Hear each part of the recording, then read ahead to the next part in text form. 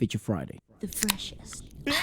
Hello, welcome. So sorry for the abrupt change of stuff. The main studio, Kabunk. Yeah, it's in construction at the moment. It's just literally right there. This is the other studio, which is for like movies and stuff like that, which we're working on at the moment. We'll launch, I think, next week. And then in this same place, you're gonna get reviews for like Filipino movies, Filipino series, K-dramas. Then there's gonna be each channel for different stuff.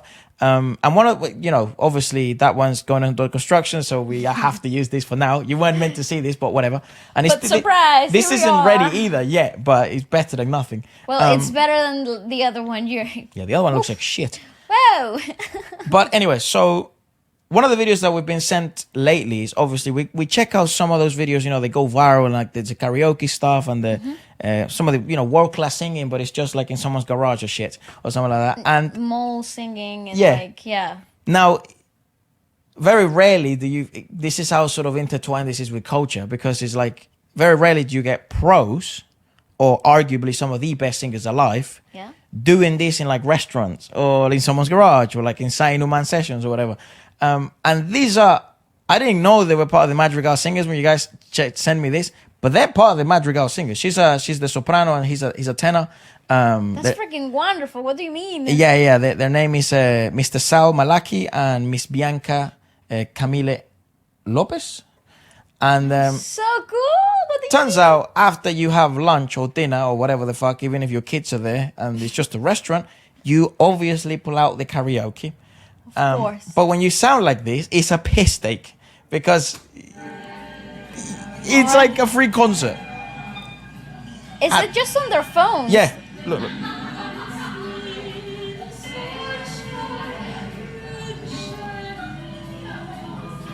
The guy in the background.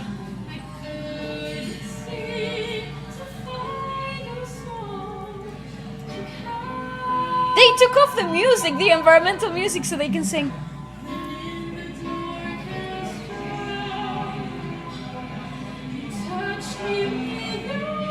I'm the girl in the background, the little girl.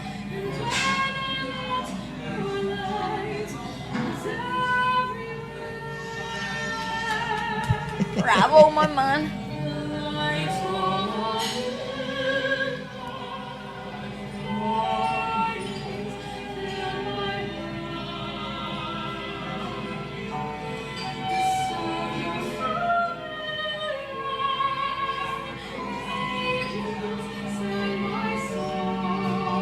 Oh, that's absolutely stunning. And this is what those kids get exposed to. So then they think this shit is normal, and then it just carries on. The train just carries on going. It's ridiculous, and I love how the little girl was trying to emulate the sounds already from the beginning. To be completely honest, it is absolutely ridiculous. Yeah. It is ridiculous. Well, this is highest level. You're talking about some of the most well-trained classical vocalists that I have ever witnessed. And it's beautiful to see them in such a raw environment, because in this particular case, you're seeing a diaphragm that's compressed because of the eating that has already been done. Yeah, that doesn't work in the Philippines, bro. That's not a thing. Biology doesn't work. No. It is a thing, scientifically proven. It is a thing. But, so you're seeing, I just think it's so mental. It is mental strength to pull out songs that are so vocally demanding after stuffing your face with it's, to me, that's ridiculous. The mad thing as well is like that. Obviously technically it's like mad, but it's like no one cares, bro. You do that in England, you're getting kicked off. Oh, definitely, they're gonna kick you out. Everyone's actually enjoying the show, and like it I don't know, that's always so mind-blowing to me.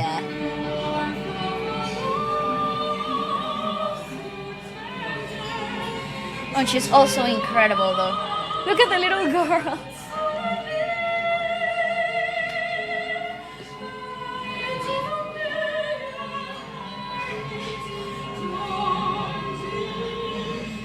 There's such a pure love for singing.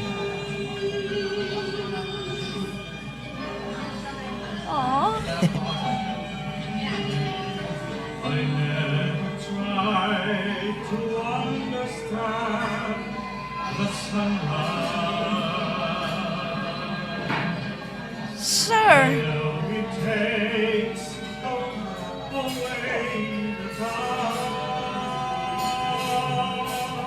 Look at that posture. Almost doing the washing in the back. I am absolutely mesmerized.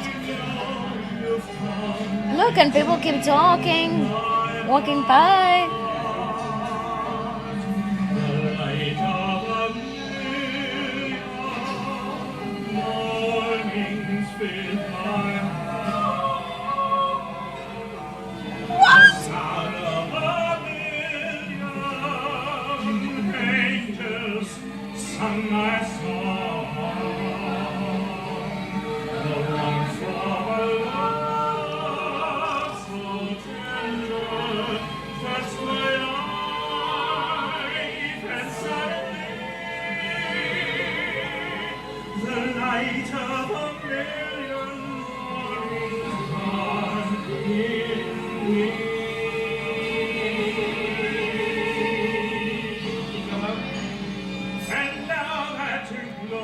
He's got such a beautiful voice. How do you find that voice? I wonder, what the fuck, when you're growing up kind of thing? No, so I think it has to do a lot. Like, how do you become Jano Gibbs? How do you become him? You know what I mean? How do you become JR? It's like, what the fuck? I think it comes from early exposure to the styles. Because when you're so stylized in such an early age, it comes from a lot of exposure. Also, what sounds do you feel most comfortable replicating? So even if you're a late learner or like a late bloomer when it comes to singing, just try to lean towards the things that are easier for you to replicate. There you're gonna find your range. There you're gonna find what you naturally feel easier to do. And from there you can mold into whatever it's in that range, your natural range. It can be limiting though to a certain extent if you don't train it, if you don't keep practicing to break those boundaries after a long time. You become encapsulated in like, oh, I can only get to so and so. Right. And if you don't practice to get past that point, you become quite limited. But I think for him, for example, I think those are years of training of that classical. I'm telling you, dog, I want to speak to one of them so badly, to one of the Madrigal Singers. Me too. I know some of them watch as well. Come on. You're welcome. You're welcome. Please. It would be it would be such an enlightening conversation. I think also so rich in so many ways though, because it's not only like the classical training that comes with it, it's not just the regimented approach to it, and it to me is quite fascinating because the Philippines is such a culture of singing. Yeah, I think this is what you're saying. It's sort of gradual exposure. You're starting to you notice that more in places like the Philippines because there is a culture of singing. So therefore, everyone chooses songs in the karaoke. They choose things to sing, which they find out that's kind of my range. That's sort of what I'm good at. But with this type of style, yeah, what the fuck? Exposure is not enough. Yeah. Exposure is not enough. The academia behind it. You need at least some type of regimented, structurized rehearsal process. Because in that space, you are mentally and physically putting yourself through like a workout. You know, that's the only way to train classical. I mean, to that beautiful, professional, clean finish. Well, arguably some of the best singers alive. Yeah.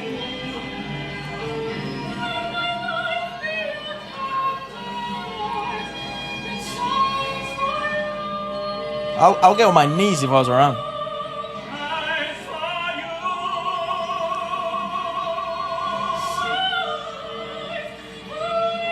She's so overpowered, like it's so easy for her. She's got such a beautiful lift. Look at the kid on the other side.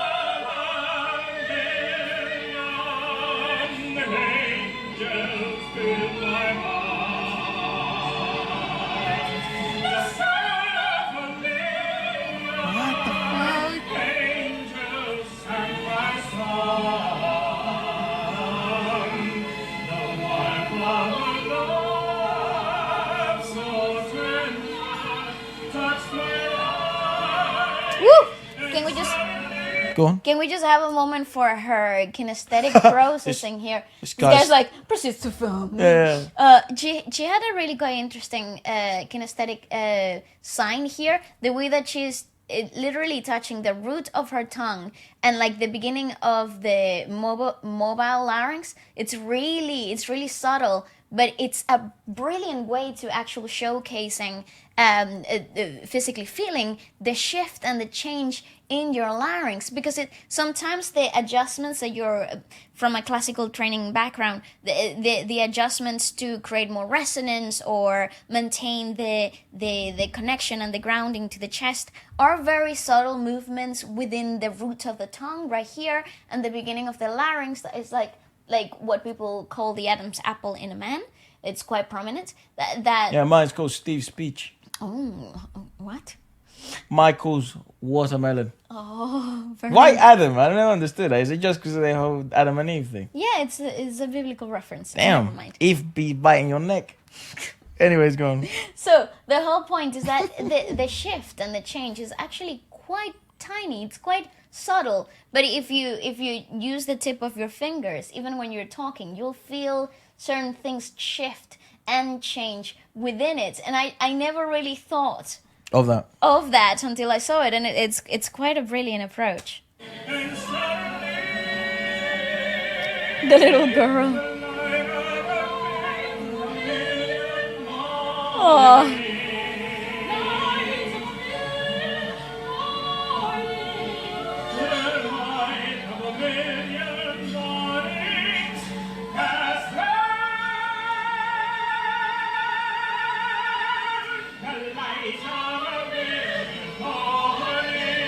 Wow, that breath control, insane.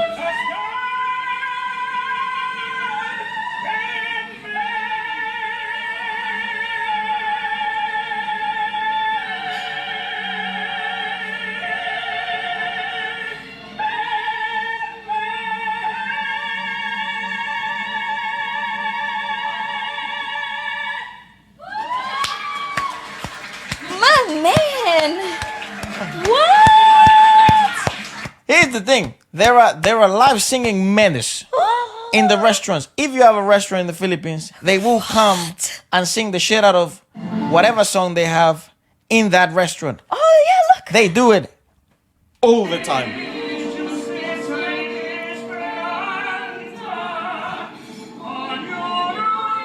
He's incredible though.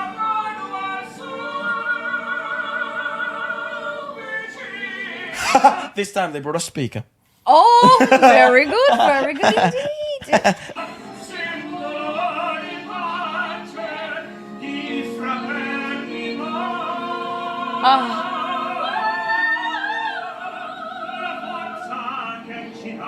Oh, I mean, that man is incredible. You just basically witnessing, bro. This guy's having his eggs and a beer or whatever, and His eggs and a beer. he just straight up. He's just witnessing It is a magical. concert, a It's magical. world-class singer. And obviously, you gotta take into considerations like both. Shit ain't normal, bro. No, This it's isn't just a normal not. day, man. It's not. This is a blessing. It is. It truly is. But it's hard for me to detach the technicality aspect of it when it comes to this style of singing, because for the female sopranos, of course, there's a lot of academia behind to sound this incredible at like the flip of a switch. You know, if they sort of tell us in the comments or something like that, turns out I sort of just learned to sing. I never went through academia, because that probably is likely. it is. It's a really probable. You look at other like technical singers. Jet Madela. Yeah, he Jet learned, Madela. He learned because his parents were involved in choral singing, Yeah, but he never actually took any sort of lessons. I guess his lesson, father. like academia, like here's the singing lesson about Yeah, so and so style. Yeah, I guess another sound technical singer would be like Morissette, and I guess her father obviously took her under the wing. Yeah. But it doesn't seem to be like, you sort of go to this school or you graduated from Berkeley or anything like that. Or, you know what I mean? That's actually pretty insane. Well, there you have it. Let us know what you guys... They do that in every restaurant they go. Bianca Lopez and Salma Laki. Freaking cool. Let us know what you guys thought about it. That's and amazing. if you've seen them live, I know a lot of you guys have. And also apologies for sort of the abrupt change and stuff like that. I don't know how this is going to sound. This is the first test we ever do. So Yeah, correct. bear with us. I hope this is all right to watch. And let us know what we should watch next. And Okay. goodbye. Goodbye.